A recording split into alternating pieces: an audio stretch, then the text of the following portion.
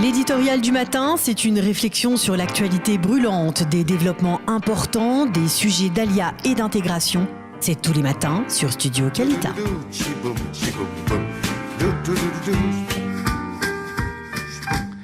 Docteur Philippe Biderman, bonjour, Boker Tov. Boker Tov, bonjour. Merci d'être avec nous sur studiokalita.com. Ce matin, nous vous avons sollicité pour nous parler du nouvel hôpital, de cet hôpital qui était tant attendu dans la ville d'Ashdod, l'hôpital d'Asuta, qui a ouvert ses portes il y a de cela quelques mois à peine, au mois d'août. Et d'abord, alors, une question générale. Vous y êtes, vous, depuis l'ouverture. Quelle est l'atmosphère dans cet hôpital? Une atmosphère de renouveau, d'enthousiasme des débuts? Alors effectivement, c'est l'atmosphère qui existe, d'enthousiasme, d'avoir l'impression qu'on crée quelque chose de nouveau, qu'on va amener en fait un service à une grande population d'Israël qui n'avait pas ce service et qui était obligée de voyager à 1 heure, 2 heures de route ou voire plus, et ce qui était extrêmement problématique dans les cas urgents, mais aussi même dans la vie de tous les jours. Et on a l'impression qu'on donne maintenant un service qui va faciliter la vie des gens qui habitent à Ashdod et dans la région. On vient le personnel en fait, que ce soit les médecins, les infirmières, on vient de tas d'hôpitaux en Israël et on a vraiment l'impression qu'on crée quelque chose de complètement nouveau. Alors pas simplement nouveau parce qu'on ouvre des services comme ça, mais il y a des tas de choses nouvelles qu'on veut mettre en pratique dans cet hôpital. Les urgences sont différentes. Il y a des tas de choses différentes, les interactions avec la médecine de la communauté, la médecine de ville. Il y a des tas de choses vraiment différentes et l'ambiance est vraiment extraordinaire pour le moment. Alors, vous-même, vous êtes médecin en réanimation, dans le département de réanimation. Vous venez d'autres hôpitaux où vous avez fait carrière? Oui. Alors moi, j'ai commencé à Paris, mais après, j'ai travaillé 12 ans à Ichilov, et en réanimation, en anesthésie-réanimation. Après, j'étais chef d'unité de réanimation à Bedinson. Et voilà. Donc ça veut dire que les médecins de l'hôpital d'Asuta sont des médecins d'expérience. Vous-même, vous êtes un Olechadash vatique, on va dire, puisque vous êtes là depuis 24 ans.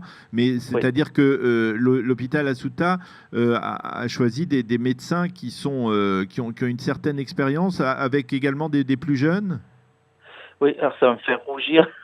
Mais bon, on a effectivement la direction de l'hôpital et d'Asuta a vraiment cherché à recruter des gens qui apparemment obéissaient aux mêmes définitions, c'est-à-dire des gens qui avaient déjà des expériences à la fois professionnelles et également dans le management, c'est-à-dire qui avaient déjà, pour la plupart, été directeurs d'unité ou de service, et de gens qui étaient très motivés, qui vraiment leur motivation était de faire quelque chose de nouveau, de sortir un peu des sentiers battus et d'apporter ce qu'ils veulent faire, parce que il faut bien comprendre que quand on travaille dans un hôpital qui existe depuis 40 ans, 50 ans, 100 ans, la possibilité de faire changer quelque chose est relativement mineure. Oui. Et que quand on arrive dans un endroit, il faut comprendre qu'il y a 3 mois, on se baladait ici dans un chantier. Oui. Il n'y avait rien. Oui. Et là, on a vraiment l'impression qu'on peut faire bouger les choses et un peu modeler les services comme on le veut. Alors, la question que je vous pose, c'est le fait d'être francophone dans une ville, on va dire, très francophone comme celle d'Ashdod, c'est un atout quand on est dans ce service hospitalier? Je ne sais pas si c'est un atout. Et c'est vrai que c'est une ville francophone, mais elle n'est pas que francophone. Oui. Il y a aussi d'autres populations. Mais je pense que, en tout cas, bon, pour moi, je suis quand même là depuis très longtemps, donc j'ai pas de difficulté de communication. Mais je pense que c'est sympa pour les Français qui viennent. On a déjà eu beaucoup de patientes, de patients, de naissances, de patients hospitalisés qui sont francophones. Et je pense que pour eux, ils sont relativement satisfaits. Ils retrouvent un contact culturel, etc., avec des médecins qui peuvent les comprendre. Je pense que c'est un atout pour eux surtout. Alors, justement, pour poursuivre sur cette voie de la francophonie, on a beaucoup parlé de cet hôpital comme d'un hôpital qui est très susceptible d'accueillir des médecins francophones, des médecins qui pourraient faire leur alia à cette occasion. Est-ce que vous avez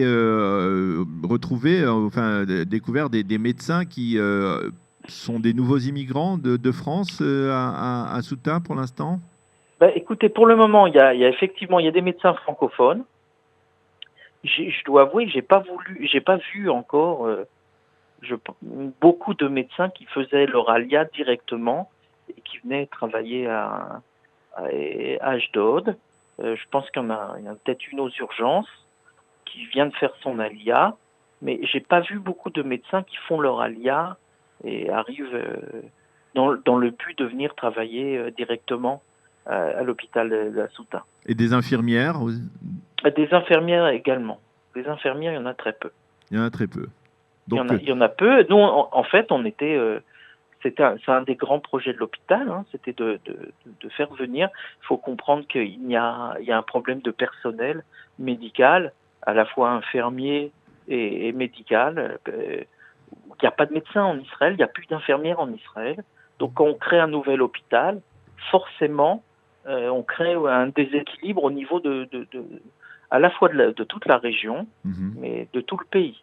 Du coup, on est très demandeur de personnel.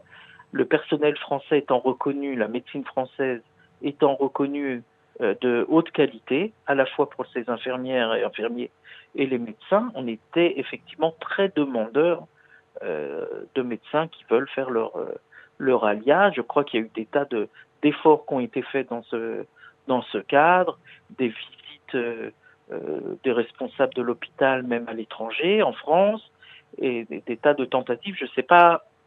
Oui. Vous n'êtes pas le porte-parole de l'hôpital et vous n'êtes peut-être pas habilité pour en parler de manière plus officielle, on va dire, c'est ça? Oui, tout à fait. Tout à fait. D'accord. Eh bien, écoutez, merci. Mais bon, on est qu'au début. On est qu'au début, oui. On est qu'au début. On a encore des places. On cherche encore des médecins.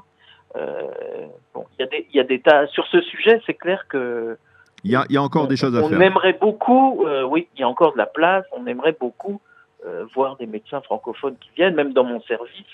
Je suis extrêmement content de voir des médecins francophones qui viennent. Eh bien voilà, on va prendre votre appel et on va essayer de le répercuter. On vous souhaite bonne chance donc dans cette nouvelle phase de votre carrière à l'hôpital à Ceuta, ce nouvel hôpital d'Ashdod qui s'est ouvert il y a quelques mois à peine. Merci Dr Philippe Biderman d'avoir été avec nous ce matin sur studiocalita.com. Avec grand plaisir, au revoir. Bonne journée, voilà. Il est 8h58 sur studiocalita.com. Nous allons bientôt terminer cette heure d'actualité, mais Liana Gurfin-Kell est rentrée pour nous présenter les émissions de Cathy. Cathy Choukroun, exactement. Alors, on va commencer avec une émission, un Israël comment ça marche, avec Claude Slama sur la législation, tout ce qui touche à la voiture. Claude Slama, donc, qui est assureur, qui nous avait déjà parlé, il expliquait ce que c'est que les différentes assurances de la voiture. Ensuite, on aura un focus association, ce sera Delet Laolim avec Khaeg Ebali. Et enfin, on aura un dossier Kalita avec Habet Sefer, c'est Sarah Fedida, qui nous parlera de cette école de e-marketing. Et enfin, n'oubliez pas, Daniel, qu'à 10h, eh bien, il y a Ado qui passe en live sur Facebook. Voilà. L'éditorial du matin, c'est une réflexion sur l'actualité brûlante, des développements importants, des sujets d'alia et d'intégration. C'est tous les matins sur Studio Kalita.